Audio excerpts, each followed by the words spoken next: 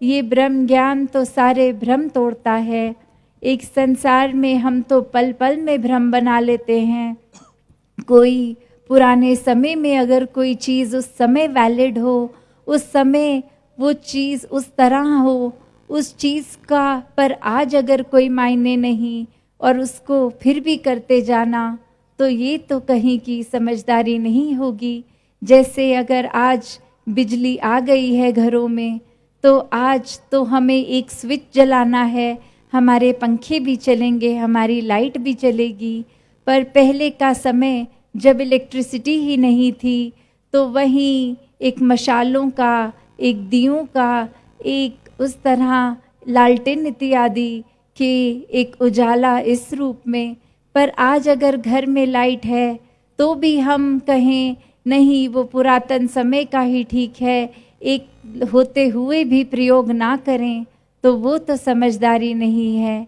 उसी तरह कितने ही ऐसी चीज़ें होती हैं जो सिर्फ हम इसलिए करते चले जा रहे हैं, चाहे आज उस बात की मान्यता ही नहीं है, एक उस तरह वो बात वैलिड ही नहीं है, फिर भी एक अंधविश्वास बना चुके हैं। एक जहाँ भक्ति में बात यही होती है कि पहले परमात्मा को देखो, फिर परमात्मा पे विश्वास करो। और यहाँ ये बुद्धि, एक जो अंधविश्वासी बुद्धि होती है, वो तो फिर कोई एक ना लॉजिक देखेगी ना कुछ, बस अपनी मान्यताओं में इतना पक्का गांठ बांध ली कि अपनी आंखें ही खोलने को तैयार नहीं। ये जो शब्द अंधविश्वास होता है, अंधा विश्वास, और यहाँ तो परमात्मा के दर्शन एक खुली आंखों से करने वाली बात, एक चेतनता की बात। तो क्या एक किस तरह अपने जीवन में विश्वास और अंधविश्वास, इसके बीच में जो वो फाइन लाइन है, उसको कैसे, उस रेखा को कि इस तरफ पूर्ण विश्वास और इस तरफ अंधविश्वास, तो कहाँ किस तरह किस पल किस तरह जीना है, ये ब्रह्म ज्ञान तो हर एक के हिस्से में है गया। तो कैसे ये चेतनता को भी अब अपनाया जाए, इस चेतनता के साथ हर पल जिया जाए।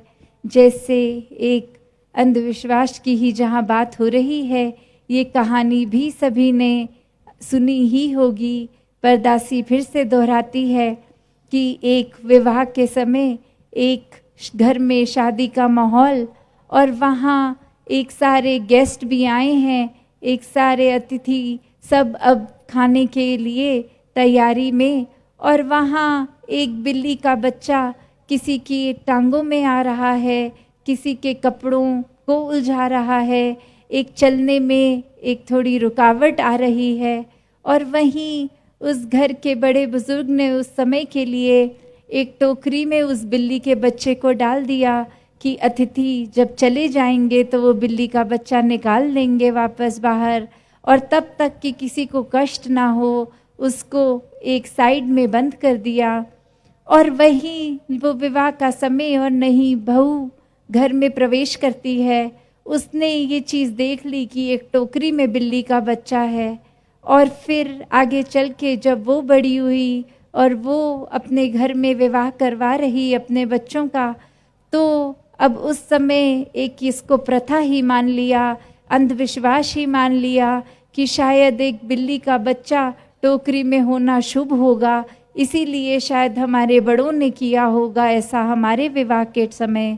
और फिर एक बिल्ली ना होते हुए भी कहीं से वो बिल्ली अरेंज करवाई गई और एक टोकरी मंगवाई गई, उसमें वो बिल्ली का बच्चा डाला हुआ। तो ऐसे ही आगे फिर वो बात चलती चली गई। तो क्या इसमें भी जो सीख है कि उस समय वो ज़रूरत थी उस बिल्ली को उस टोकरी में डालने की, पर यहाँ फिर अंधविश्वास की बात कि बिना सोचे समझे कि आज की ज़रूरत क्या है, एक क्रिया की तरह कोई चीज़ करते चले जाना, वो भी कोई समझदारी नहीं है। तो जहाँ हर कोई इस ब्रह्म ज्ञान के साथ हर समय की चेतनता अपना सकता है, एक बुद्धि जो परमात्मा ने दी है, इसका पूर्णता से प्रयोग जीते जी भी करना है, वो अलर्टनेस रखनी है, वो मन में बात कि कोई ऊंच नीच नहीं है। एक अंधकार से अपने जीवन को प्रकाश की ओर इस ब्रह्म ज्ञान द्वारा लाया जाए। तो ऐसे करते हुए अपने भक्ति भरे जीवन को जीते चले जाएं और फिर वो डर विश्वास की जो बात है वो डर पे आधारित ना हो। ये विश्वास तो प्रेम का है, प्रेमा भक्ति का है, एक डर से नहीं कि इतने सालों से भक्ति कर रहे हैं, जीवन में तो धन दौलत नहीं आई अभी तक, एक शरीर की पीड़ा नहीं गई अभी तक। तो ये बात वही कि सौदेबाजी नहीं, हमें वाकई ही भक्ति करनी है इस परमात्मा के प्रेम में खचित होके। तो उस तरह बिना डर के सिर्फ प्यार वाला रिश्ता इस परमात्मा से जितना गहरा करेंगे उतने ही जीवन से भ्रम भी दूर हो जाएंगे। ये भुलक्यों में जो जीवन कट रहा है ये अब इसको मकसद मिल जाएगा, कारण मिल जाएगा, तो अपने आप ही ये भ्रम भुलेखे दूर होते चले जाएंगे। तो दासी और समय ना लेकर इन्हीं शब्दों से आपसे आज्ञा लेगी। साथ संगत जी, धन निरंकार जी।